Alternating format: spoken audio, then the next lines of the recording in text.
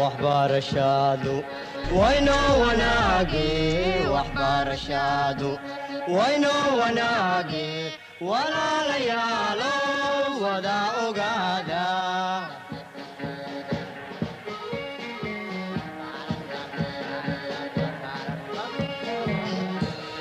وهي تعلينتا ودادا توسن وهي تعلينتا ودادا توسن. Nous allons voir ensemble dans une série de séances les grandes généralités ou bien les grandes parties qu'il faudrait retenir, maîtriser ou réviser juste avant les examens qui s'acheminent ou bien que vous passerez dans un très bref délai.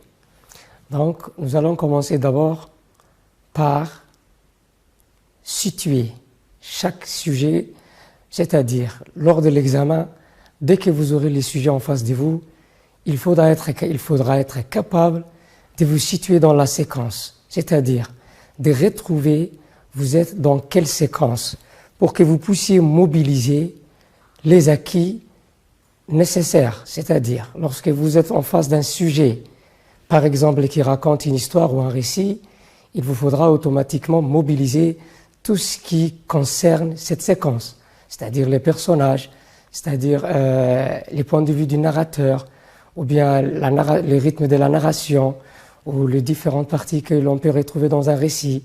Donc l'essentiel, c'est d'être capable de centrer, de se retrouver, de se situer dans le programme, afin de ne pas se perdre, ou bien afin d'avoir une marge de réponse pour ne pas faire hors sujet, ou bien pour ne pas donner une mauvaise réponse.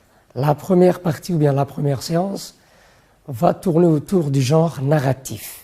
On va d'abord commencer par les genres narratifs. Sans plus tarder, je vous donne la définition la plus simple pour que vous puissiez retenir afin de ne pas l'oublier.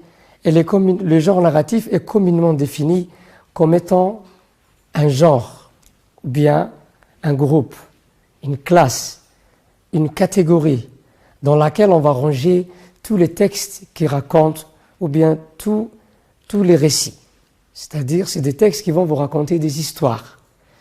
C'est donc des textes dans lesquels je rencontre une histoire qui peut être réelle ou imaginaire.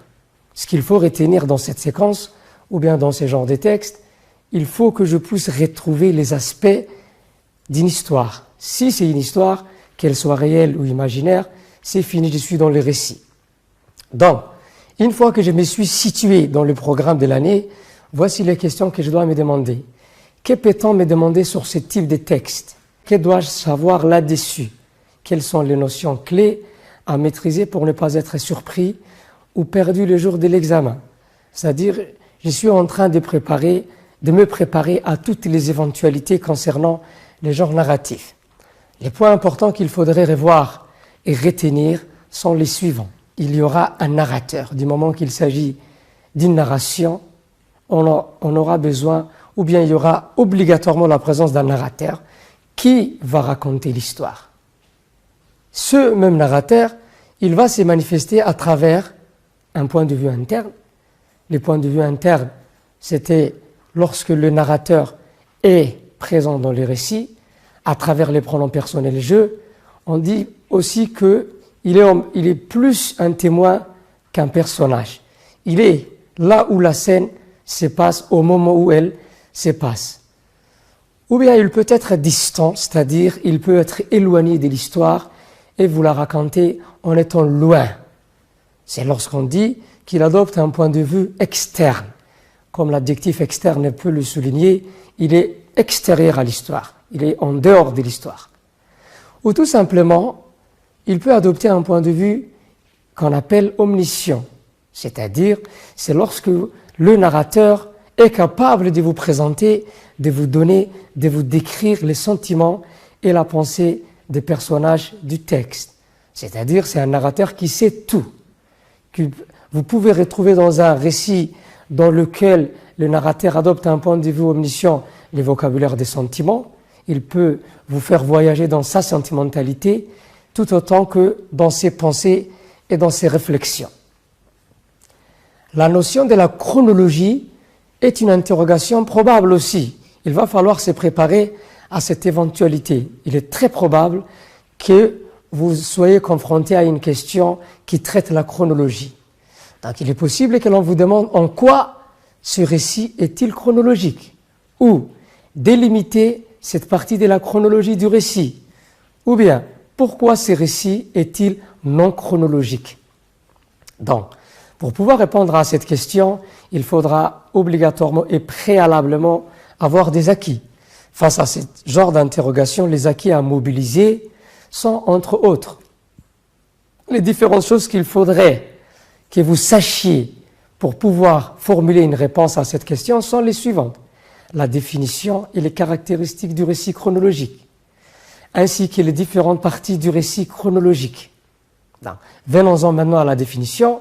Le récit chronologique peut se définir comme un récit qui respecte une suite logique d'événements ordonnés et classés dans un ordre de parties que bien sûr vous avez vu en cours. Ces différentes parties se suivent comme suite.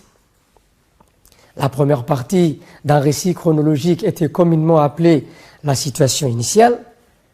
C'est une situation dans laquelle on initie, on commence, on débute l'histoire. C'est pourquoi on utilise l'adjectif initial. C'est une partie dans laquelle vous verrez la présentation des personnages, du lieu, vous verrez une intensité d'adjectifs pour pouvoir dégager un portrait physique ou moral du personnage. Puis il y avait l'élément perturbateur ou bien l'élément de perturbation. C'est le premier problème ou bien le premier souci que va rencontrer le personnage principal. C'est une partie qui commence souvent par un adverbe de soudaineté, comme un jour, un soir, il y aura un bouleversement. Tout de suite après, on va entamer la partie qui s'appelle les péripéties, qui correspond souvent à la plus grande partie du récit, dans laquelle on retrouve une suite, une chaîne, une succession d'actions. Et enfin, avant l'avant-dernière partie s'intitule ou bien se nomme la résolution, c'est l'apaisement. Si dans les péripéties vous avez rencontré une série d'actions rapides, lors de la résolution, vous aurez l'impression que le personnage principal se repose. C'est soit il a trouvé la solution de son problème, et donc il n'y aura aucun besoin de continuer à chercher la solution, soit il est résigné. Et là aussi, il n'a aucune opportunité ou bien aucune autre solution, il s'arrête. Et enfin, il y a la situation finale.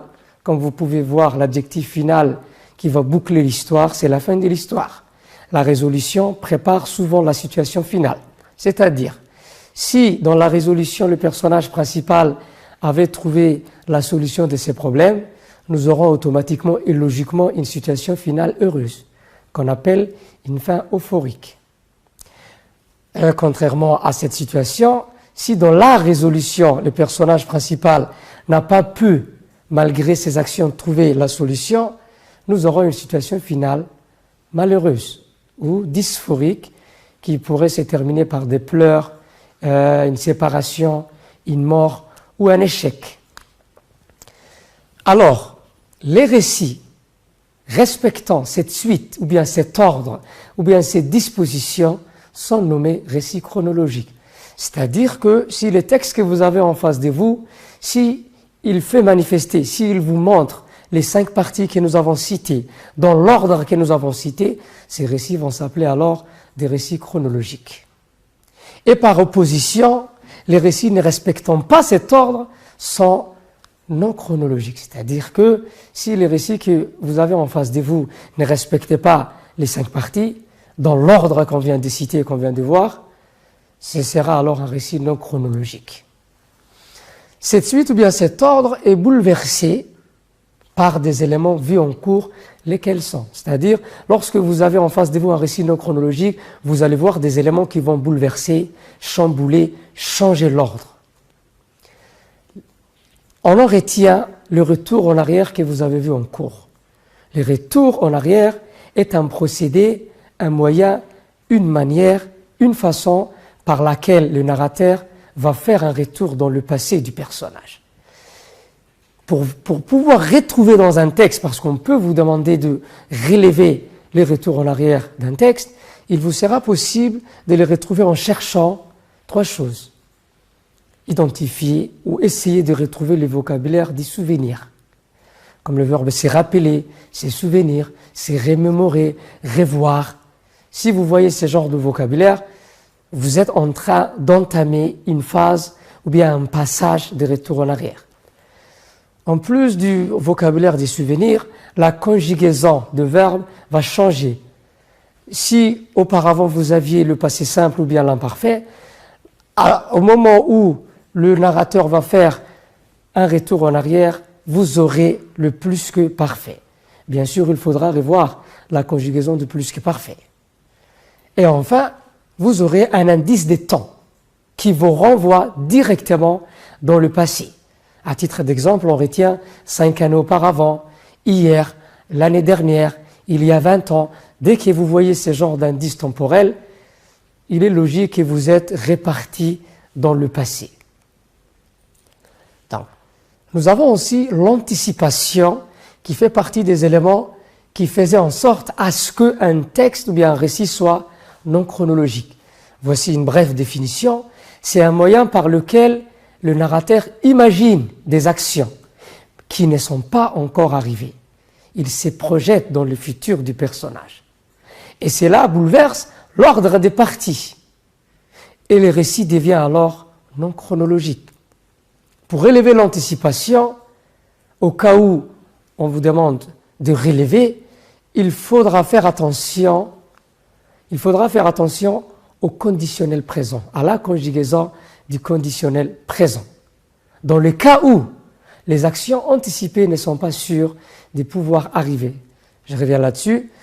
Vous allez rencontrer le conditionnel présent lorsque les actions du futur ne sont pas sûres, lorsqu'elles sont douteuses, comme un rêve, un souhait. C'est quelque chose qui peut arriver comme il ne peut pas arriver. Du moment qu'il y a un doute, du moment que ce n'est pas sûr à 100%, les auteurs vont utiliser le conditionnel présent qui est dit le temps de la réserve.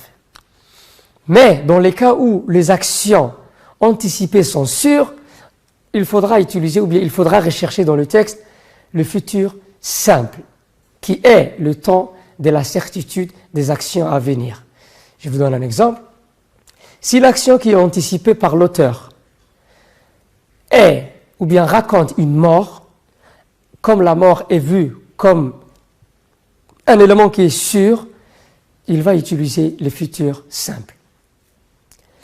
Outre la chronologie, il faudra faire attention aussi à la notion des rythmes de la narration. Les rythmes de la narration est aussi très importante. Très important, les rythmes et la vitesse d'avancement. C'est lorsque vous vous demandez la question suivante, comment le récit que je suis en train de lire avance-t-il? Ou bien comment l'histoire avance-t-elle? Donc, lorsqu'on vous pose une question sur les rythmes, on n'a droit qu'à 2 réponses possibles. Soit vous aurez un rythme rapide ou accéléré, soit un rythme ralenti ou décéléré. C'est tout à fait logique. Lorsqu'on marche dans la rue ou bien lorsque vous voyez une voiture dans la rue, soit lorsqu'on vous pose une question sur son rythme d'avancement, vous aurez droit qu'à 2 réponses. Soit elle est rapide, soit elle est lente. C'est à peu près la même chose pour le récit. Lorsque le récit a un rythme rapide ou accéléré, il est possible d'avoir un rythme accéléré dans un récit lorsqu'on utilise 2 éléments ou bien 2 procédés. A. L'ellipse narrative. L'ellipse narrative se définit comme lorsque le narrateur saute dans le temps. Il peut sauter 2 heures, des minutes, des jours, 2 semaines ou bien 2 années. Et l'objectif de ces sauts dans le temps, c'est d'accélérer les rythmes du récit. Il fait passer du temps sous silence des événements. B, nous avons le sommaire ou le résumé, qui va regrouper, compresser beaucoup d'actions en quelques mots ou sur quelques lignes du texte. Et logiquement, lorsqu'on choisit quelques mots pour raconter beaucoup d'actions qui se sont déroulées, l'objectif ou bien le résultat est une accélération des rythmes, c'est-à-dire le rythme du récit va avancer avec une certaine rapidité. Contrairement à cela, nous avons des récits avec un rythme ralenti ou bien décéléré. C'est-à-dire, c'est une histoire qui avance avec lenteur, tout doucement, à travers la scène narrative. La scène narrative, c'est défini comme le fait de raconter dans le détail une seule action. C'est-à-dire, le narrateur va raconter une action, mais va s'étaler sur beaucoup de lignes. Il pourra utiliser 30 lignes, 40 lignes, 50 lignes, alors que ce qui est raconté n'est autre qu'une seule action. Donc, le récit va lentement, puisque le narrateur reste sur une seule action. Il va en donner tous les détails possibles, toutes les descriptions, afin que le récit avance doucement et dans la lenteur. Ainsi donc, il nous a été possible de revoir ou bien de resurvoler un peu les notions les plus importantes du récit. L'objectif de cette séance était de pouvoir être capable, avant même de commencer la réflexion, avant même d'entamer la préparation des réponses ou bien de la production écrite, de savoir exactement où est-ce que je suis pour pouvoir mieux préparer où est-ce que je vais. Donc, dès que si jamais vous allez rencontrer ou bien si jamais vous serez invité à être évalué sur les récits, les notions les plus importantes qu'il faudra mobiliser ou bien qu'il faudra mettre sur la table sont celles qu'on a vues sur la chronologie, sur le rythme de la narration, sur le narrateur en soi-même.